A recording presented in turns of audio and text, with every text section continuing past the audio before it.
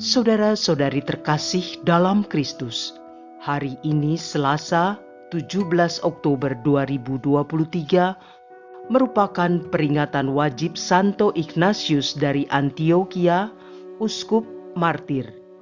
Bacaan dibawakan oleh Felicita Zahara, Mazmur dilantunkan oleh Antonia Jovita Ari, dan renungan ditulis oleh Vincentia Mariati.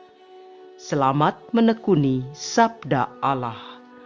Marilah mewujudkan kebaikan bersama untuk hidup dalam damai dan sejahtera.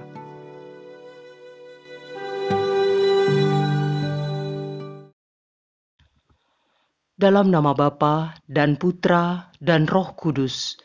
Amin. Bapa di surga, Allah yang kami puja dan kami sembah, ampunilah kami orang berdosa ini. Layakan dan pantaskanlah kami untuk mengucap syukur dan berterima kasih atas segala rahmat dan berkat yang selalu Kau curahkan ke dalam kehidupan kami. Saat ini kami bersiap dan menyerahkan hati dan budi kami dalam kuasa Roh-Mu yang kudus, agar kami dimampukan untuk dapat menerima pesan ilahi melalui sabda-Mu. Demi Kristus Yesus Tuhan kami. Amin.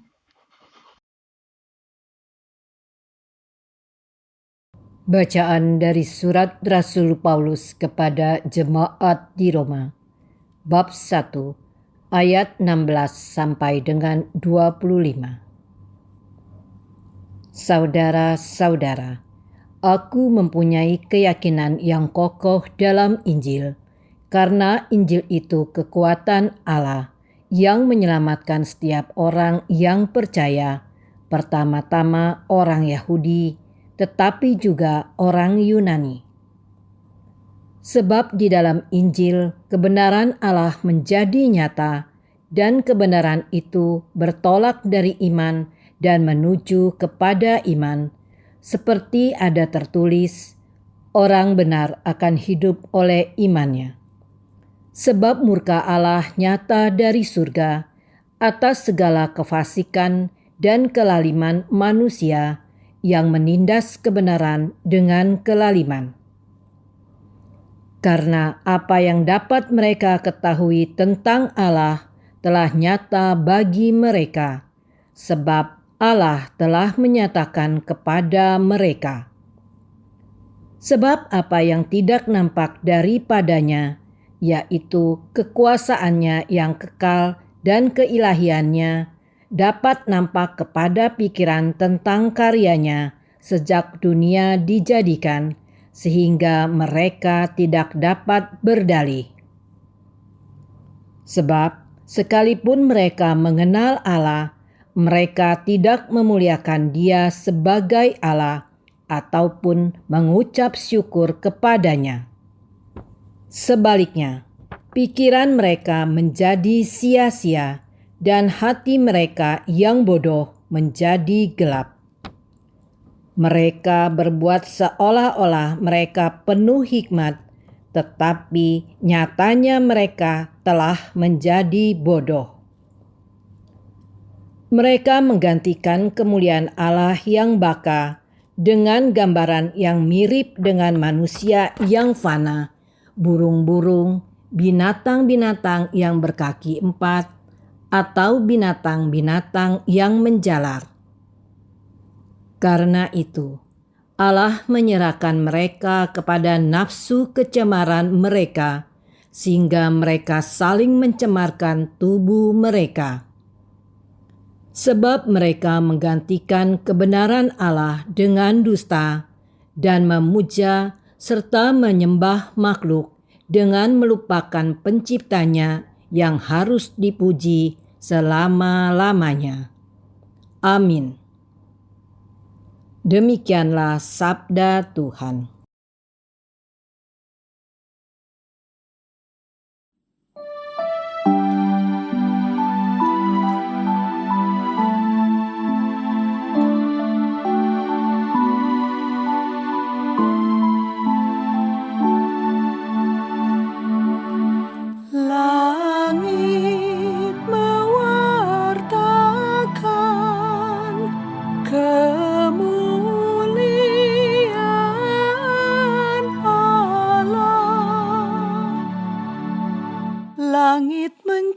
memberitakan kemuliaan Allah, dan cakrawala memberitakan karya tangannya.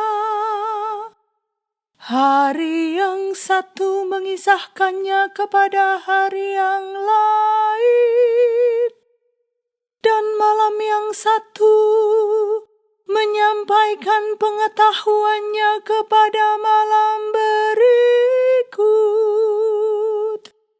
Langit mewartakan kemuliaan Allah, meskipun tidak berbicara dan tidak memperdengarkan suara, namun di seluruh bumi bergaunglah gemanya, dan amanat mereka sampai ke ujung bumi. Langit mewartakan kemuliaan Allah.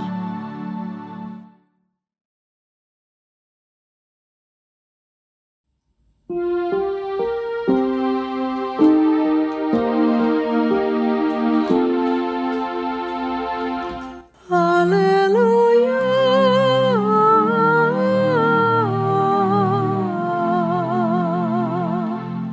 Sabda Allah itu hidup dan penuh daya, menguji segala pikiran dan maksud hati.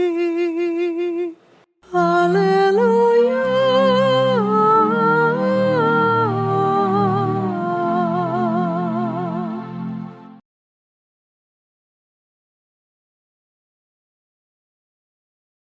Inilah Injil suci menurut Lukas, bab 11, ayat 37 sampai dengan 41.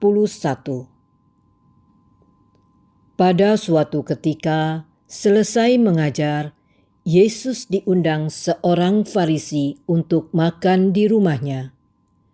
Maka masuklah Yesus ke rumah itu, lalu duduk makan.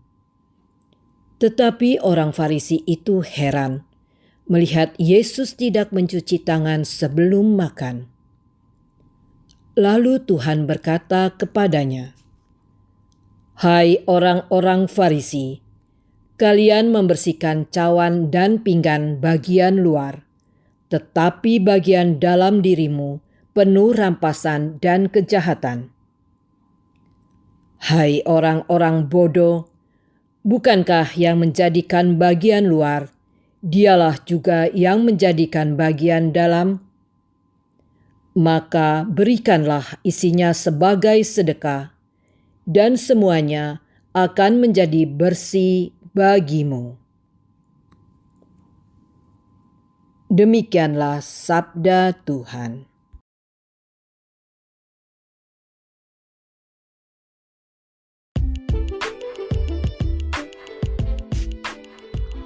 Menjadi pribadi yang bersih luar dalam. Renungan dibawakan oleh Maria Monica.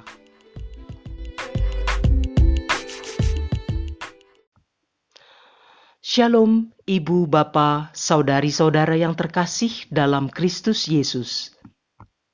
Mencuci tangan sebelum makan adalah suatu kebiasaan yang dilakukan oleh hampir semua orang di seluruh dunia. Kebiasaan tersebut sudah seperti tradisi, sebab bertujuan untuk menjaga kebersihan dan kesehatan. Tetapi pada bacaan Injil yang baru saja kita dengar hari ini, Yesus mengecam orang Farisi yang telah mengundangnya makan di rumah orang tersebut, oleh karena orang Farisi itu merasa heran ketika Yesus makan tidak mencuci tangannya. Bukankah Yesus seorang rabi, guru besar yang banyak pengikutnya, bahkan dia baru saja selesai mengajar. Mengapa Yesus tidak memberi contoh atau teladan kepada para pengikutnya? Bukankah dalam tradisi Yahudi, mencuci tangan sebelum makan adalah adat istiadat atau tradisi keagamaan yang harus ditaati? Bagi orang-orang Farisi, apa yang dilakukan oleh Yesus adalah najis. Alasan Yesus mengecam orang Farisi tersebut sebab mereka adalah orang-orang munafik. Mereka membersihkan dan menjaga penampilan luar, dan perkataan mereka terlihat sangat rohaniah, tetapi hati mereka diliputi kejahatan, kesombongan, iri hati, kebencian, juga keserakahan. Mereka taat pada hukum dan aturan adat istiadat yang dibuat oleh manusia, tetapi mereka tidak taat pada hukum dan perintah-perintah Allah. Bukankah Allah yang menjadikan bagian luar, Allah juga yang menjadikan bagian dalam? Jika penampilan luar mereka bisa bersih, mengapa hati mereka tidak dibersihkan dengan taat dan setia kepada Allah? Dalam bacaan pertama, Rasul Paulus mengatakan, sesungguhnya mereka mengenal Allah. Untuk itu mereka tidak dapat berdalih, sebab Allah sendiri yang telah menyatakan dirinya tentang kekuasaannya yang kekal, juga keilahiannya kepada mereka. Tetapi sekalipun mereka mengenal Allah, mereka tidak mengucap syukur dan memuliakan Dia sebagai Allah. Pengenalan mereka akan Allah telah menjadi sia-sia, sebab hati mereka menjadi gelap. Mereka seolah-olah penuh dengan hikmat, padahal mereka adalah orang-orang bodoh yang melupakan penciptanya yang harus dipuji selama-lamanya.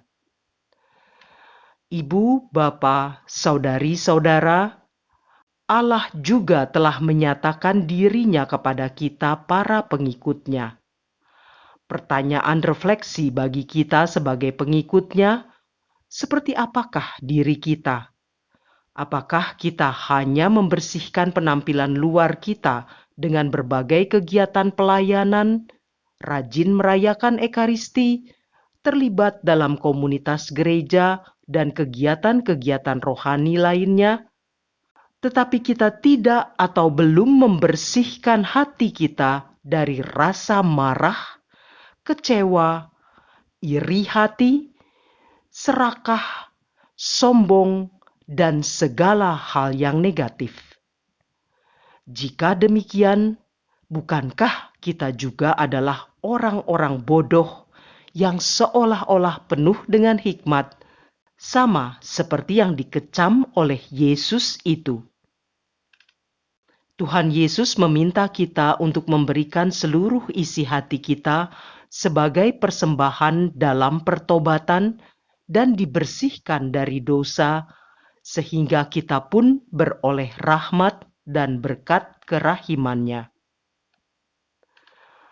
Marilah kita berdoa. Allah Bapa yang Maha Kasih, tangan-Mu selalu terbuka menerima kami yang sering mengecewakan-Mu. Ampunilah dosa dan kelemahan kami. Kami akan terus belajar memperbaiki diri kami sehingga menjadi pribadi yang berkenan kepadamu. Mampukanlah kami untuk selalu taat dan setia pada kehendak-Mu, dan kami persembahkan diri kami seutuhnya dalam tangan belas kasih-Mu dengan pengantaraan Yesus Kristus yang bersatu dengan Dikau dalam persekutuan Roh Kudus, hidup dan berkuasa, Allah sepanjang segala masa. Dalam nama Bapa dan Putra dan Roh Kudus. Amin.